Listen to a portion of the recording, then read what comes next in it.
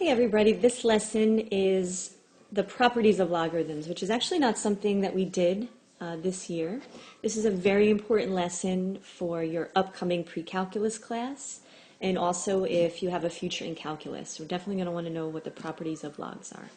So what we're going to do is we're going to start off with a very similar example that we did in our last lesson, which is just a general review of what something like this expression means, right? So logarithm means exponent.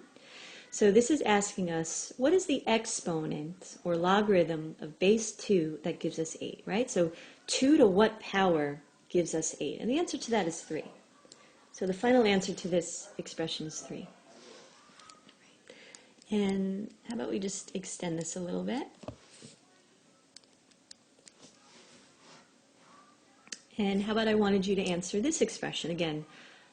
Without the use of a calculator, let's try to do this mentally. So this question is saying, what is the exponent of base 2 that gives us 4?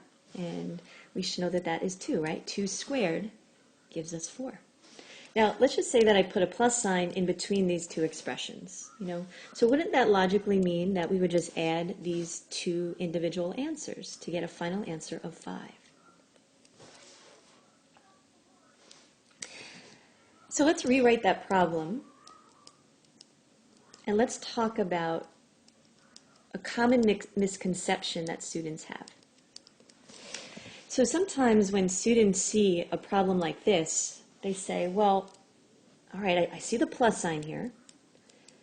So 8 plus 4 is 12. And they think that this is equivalent to what this problem is asking of us, right? And let's see why it's not. Right? Keep in mind, we already know the answer to this problem. The correct answer is 5. For the students that make this mistake, let's see why they are not going to get an answer of 5. So if you actually had to figure out what this is, well, I think that that's going to be some probably crazy decimal. And here's why. We're trying to search for the exponent of 2 that gives us 12.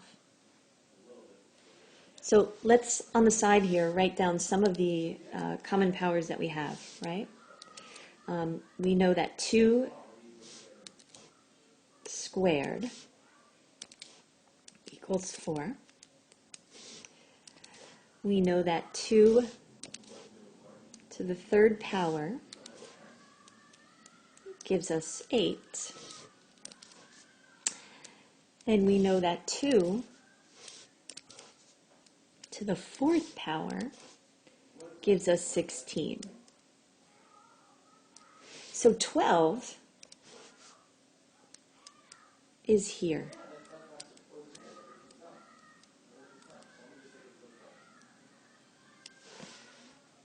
So the answer to this question would be somewhere between 3 and 4.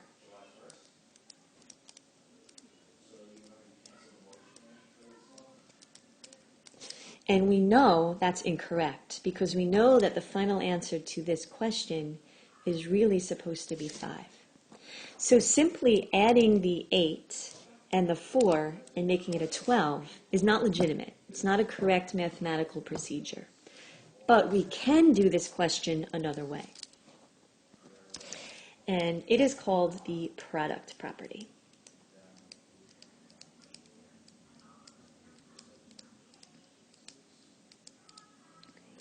So let's once again rewrite that original problem. Again, we know the answer is 5, but we're just trying to come up with another way to get that answer of 5. So what the product property says, think about what the word product means in math. The word product means that you have multiplied something together with something else, right? So what the product property says is that if your two logarithmic expressions have the same base, and if you look at the scenario that we have here, they do have the same base. If those expressions have the same base and you are adding in between, you can do what we call condense the log expression by multiplying, in this case, the 8 and 4 together. 8 times 4 is 32.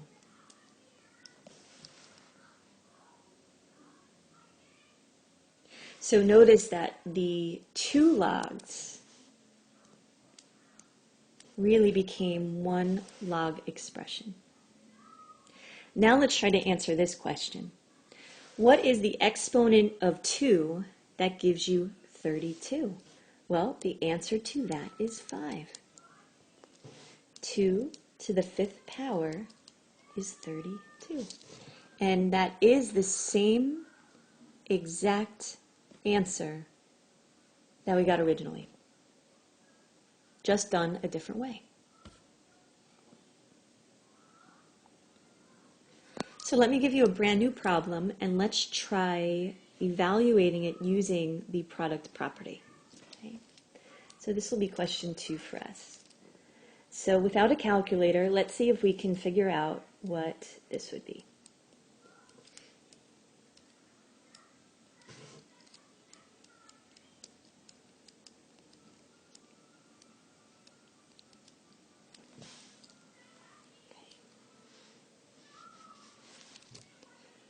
So notice that we have exactly the same base, and we are adding these 2 log expressions.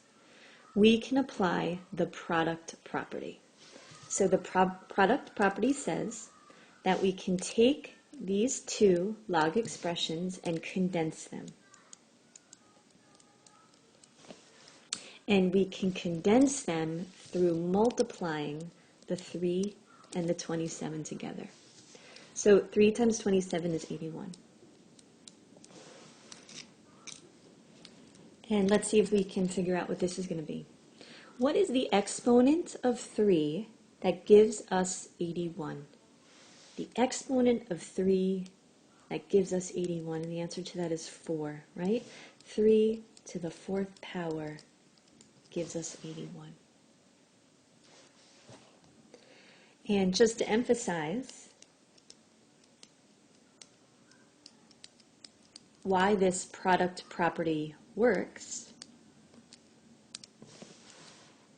let's try to simplify these individually. So let's take the first expression. What is the exponent of 3 that gives us 3? 1. 3 to the 1st power is 3. So the answer to this would be 1 plus. Let's try to simplify this one individually. What is the exponent of 3 that gives us 27? Well, 3 to the 3rd power is 27. So the answer to this would be 3. And 1 plus 3, of course, is 4. So it got us the same exact answer, again, using what we call the product property. Okay. And let's try another one. Now, this one isn't going to be numerical, and this is why you have to know the product property, because sometimes you can't numerically simplify it. So the directions for us are going to be condense using the product property.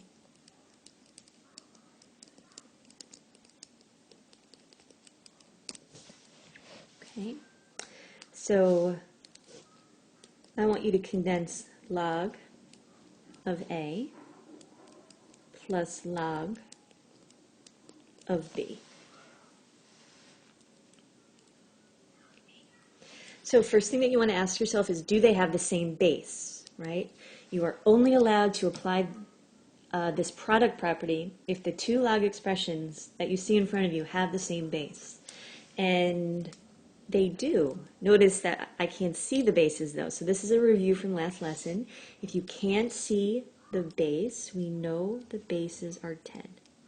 So we do have the same base going on here, right? So product property says that if you're adding 2 logarithms of the same base, that we can condense them. I always like to do this like little caret symbol. So this is going to become log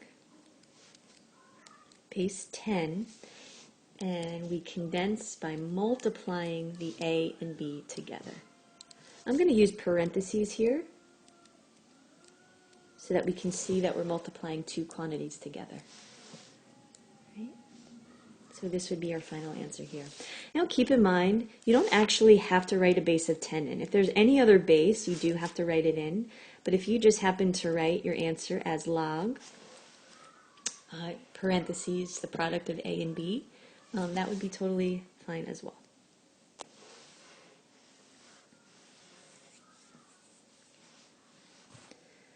Okay, let's move to another property.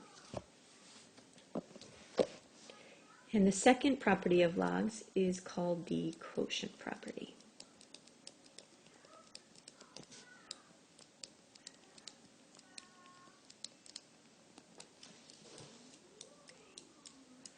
And you might have guessed it, if the product property has something to do with addition, and you guessed that the quotient property has something to do with subtraction, then you guessed right. So let's start with our first model problem.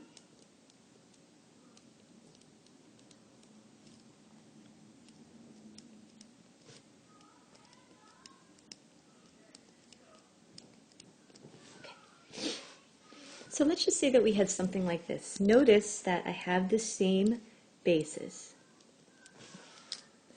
Now notice, though, that I'm subtracting these two log expressions. Well, the quotient property says that you can condense, right? Condense means sort of make smaller. You can condense this log problem so that two logs become one log, as long as you now divide, right? Quotient implies division. If you divide 64 divided by 4. So 64 divided by 4 actually gives us 16. So now if we analyze what the log of base 4 that gives us 16 is, the answer should be 2, right? 4 squared is 16.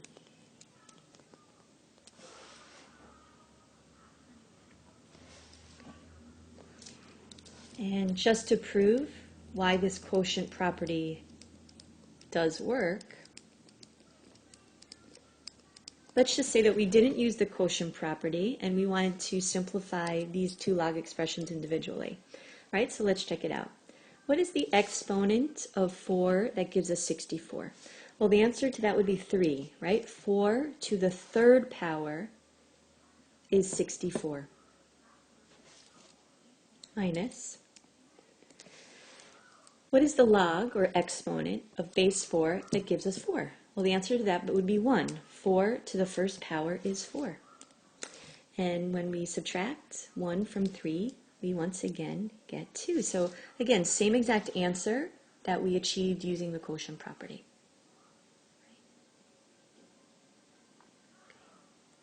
All right, so this will be the second one under quotient property. So let's try to simplify. How about the log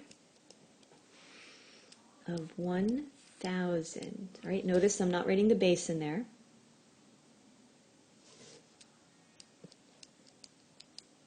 Minus the log of 100. Again, notice that I'm not writing the base in there. Right, so if we don't see the base, we know that the bases are 10. All right, so we are working with the same exact base, and we are subtracting these two log expressions. So we can apply the quotient property. So the quotient property says that we can condense these two logarithms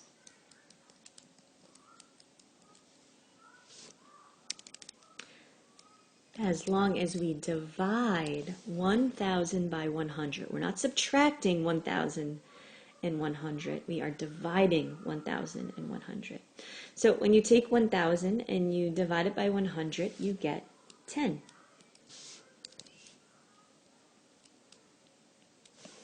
So let's try to answer this question. What is the exponent of base 10 that gives us 10? What is the exponent of base 10 that gives us 10? And that would be 1, right? 10 to the first power is 10.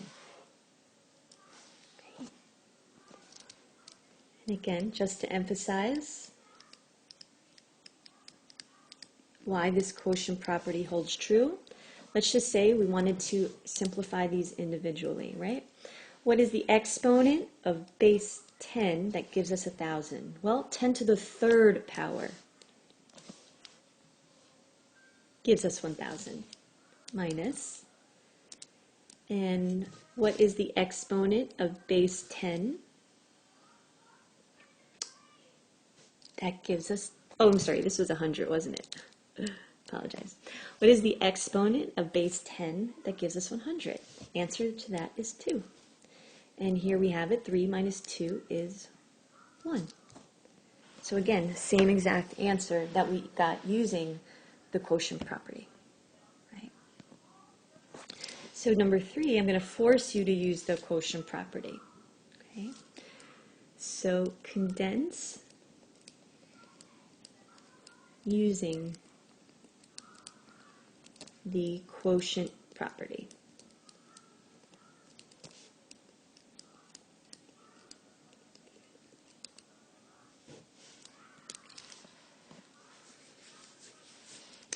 Okay, so how about this? We have log base e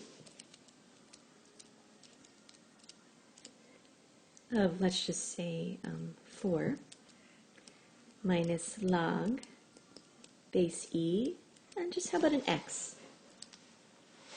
So how could we rewrite this? Well, first thing we want to notice is we do have the same exact base, right? I can't emphasize that enough. You have to have the same base in order to apply the product property or the quotient property. So e is that special irrational number, right? It's a little bit smaller than pi, about 2.7-ish. So we have the same base, we are subtracting, so we're going to apply the quotient property. So quotient property says we can condense these two logarithms to one log as long as we divide the 4 and the x. And by the way, it has to be in that order. You know, division is not a commutative, does not have the commutative property hold true. So it has to be the 4 divided by the x. Now, I'm going to use parentheses here, so it's going to be 4 divided by x. Right, so there's nothing numerically that we can do here. We don't know what the value of x is, so this would be your final answer. Or it is possible that you, like let's just say this is a multiple choice question, you might very well see this answer show up differently, right? Log base e has its very own special way of being written. Log base e is really ln. So whenever I write my ln, I like to do it in script. Otherwise, sometimes it looks like a 1n instead of an ln. So the other possibility would be this answer. They are equivalent to each other, but we should always be aware that log base e is the same meaning of ln.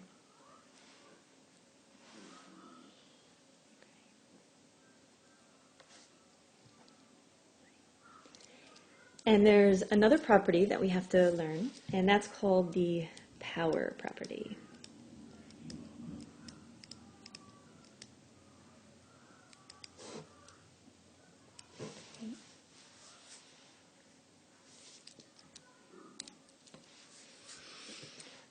So let me start you with an example. Let's just say we have 2 times log base 3 of, 9.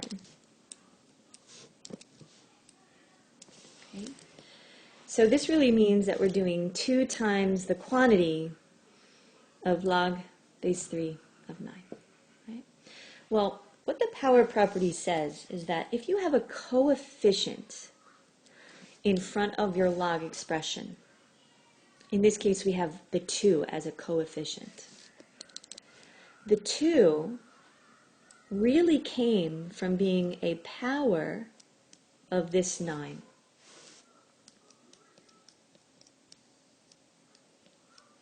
These parentheses now.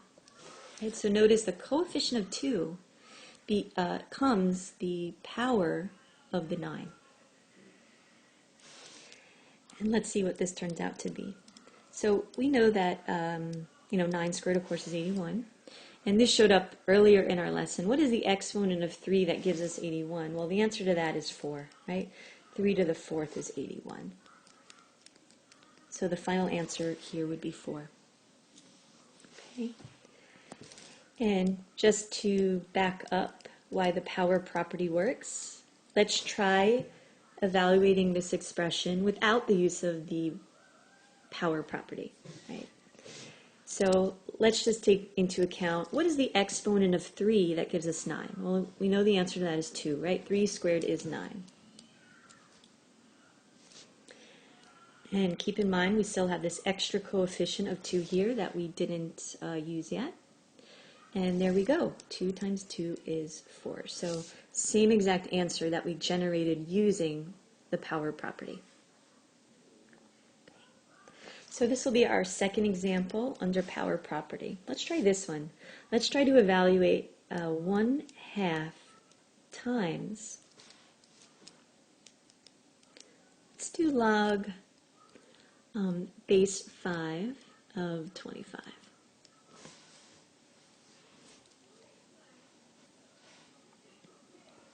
So first, let's try the power property. So anytime you have a coefficient in front of your log expression, you can make that a power, in this case, of the 25.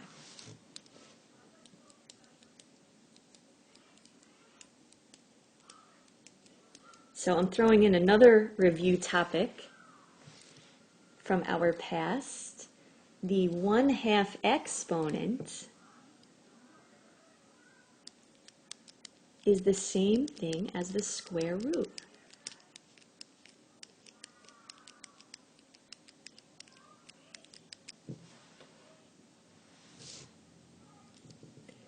So we can further rewrite 25 to the 1/2 power simply as the square root of 25. And if we further simplify, we know that the square root of 25 is 5. So what we're really trying to evaluate is, what is the logarithm of 5 that gives us 5? What is the exponent of 5 that gives us 5? Answer to that is 1. 5 to the first power gives us 5.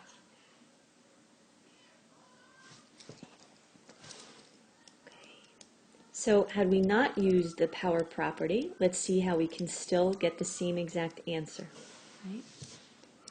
So if we simply just evaluated what the log of base 5 that gives us 25 is, right? What is the exponent of 5 that gives us 25? Well, the answer to that is 2, right? 5 squared is 25. And then we have this extra 1/2 coefficient sitting in the front here, and 1/2 times 2 is 1. Again, same answer without applying the power rule, right?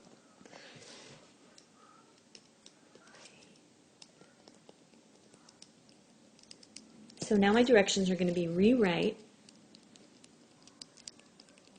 another way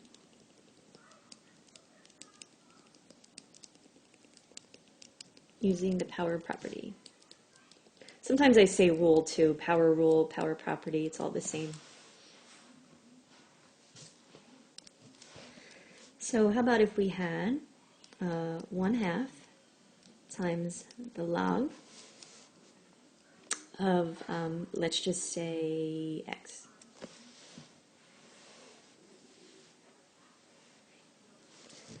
For things first, if you wanted to throw your base of 10 in there, not a bad idea to do so. So power property says we've got a coefficient sitting in front of our log expression. We are going to make that the power of this x.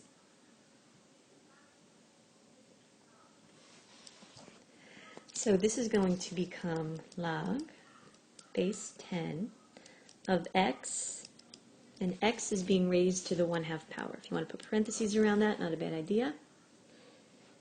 And as we just reviewed in the last example, the 1/2 power is the same concept as the square root. So we can further rewrite this as log base 10 of the square root of x.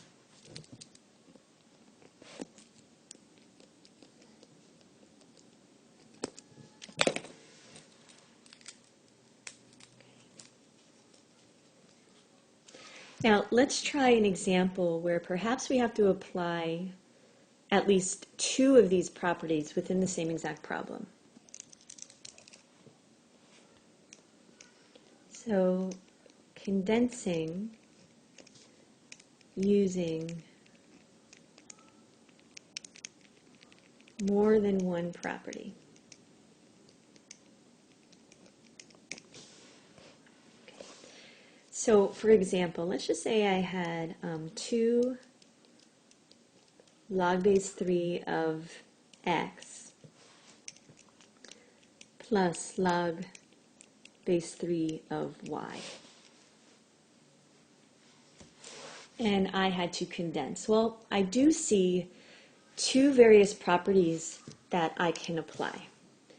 First of all, notice that they are the same base and we are adding. So we can apply what we call the product property. We're going to be able to condense these 2 log expressions using multiplication.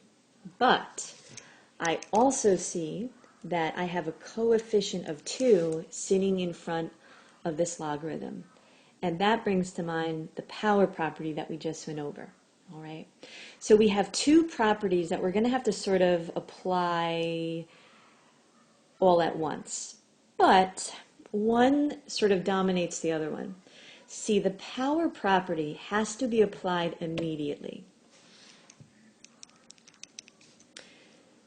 So this 2 that we see in front of this particular log expression,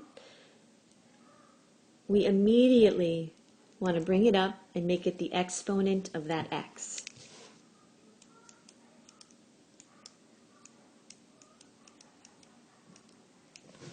Right? So we want to be looking at that expression as log base 3 of x squared.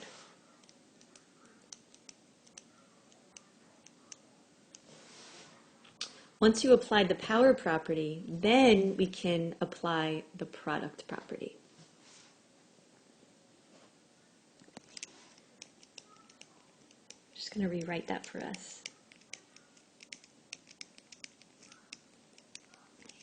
So, product property says that when you have the same base and you're adding 2 log expressions together, you can condense through multiplication or finding a product. So we are simply going to just multiply x squared and y together.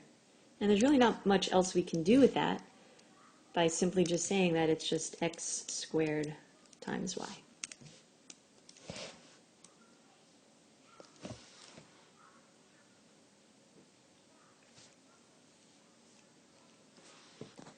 And let's try another one where we have to apply more than one property. So let's just say that I have log base 4 of m minus 1/2 log base 4 of, let's just say, p. Okay. Let's try to identify the 2 properties that we can apply. So given the fact that we're working with the same base and I'm subtracting in the middle, we're going to be able to apply the quotient property. But I also see that the second log expression has a coefficient of 1/2. So similarly to the last question, right? Power property you always want to do first.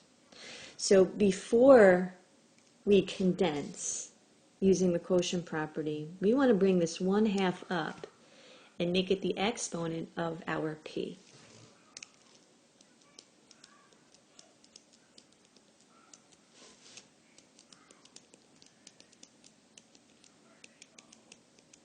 I always like to use parentheses.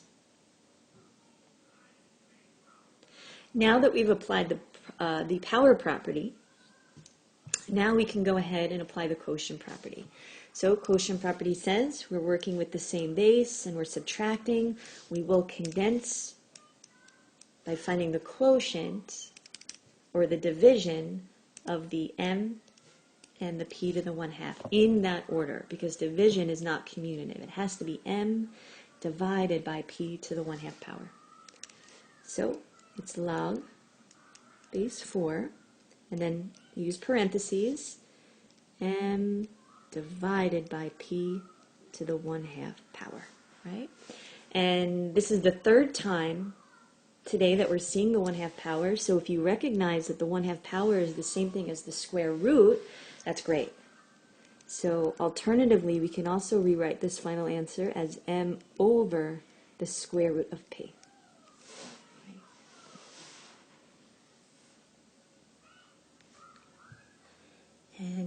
do one more for good measure. Same directions, we are going to be condensing using more than one property of logs here.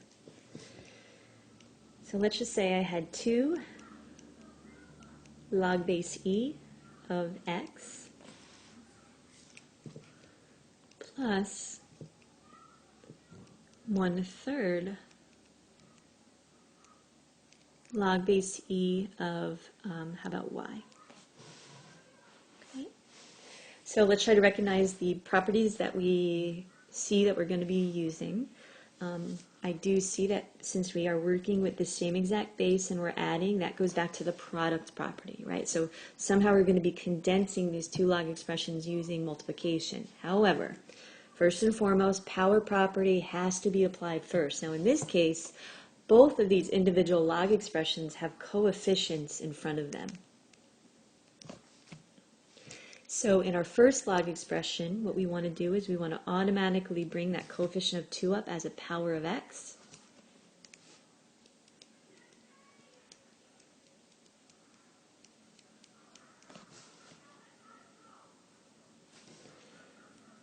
And we also want to bring that 1/3 power.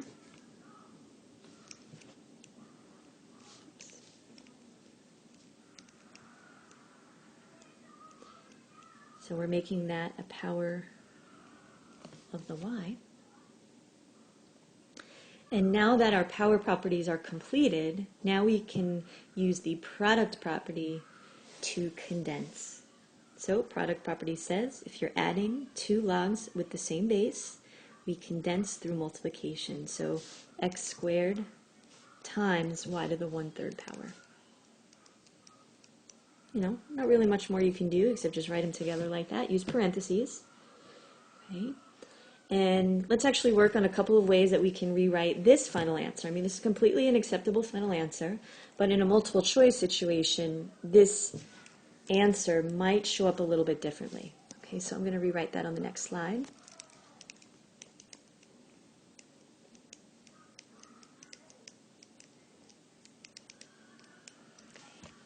So first of all, we want to recognize that log base e is also the same thing as writing ln.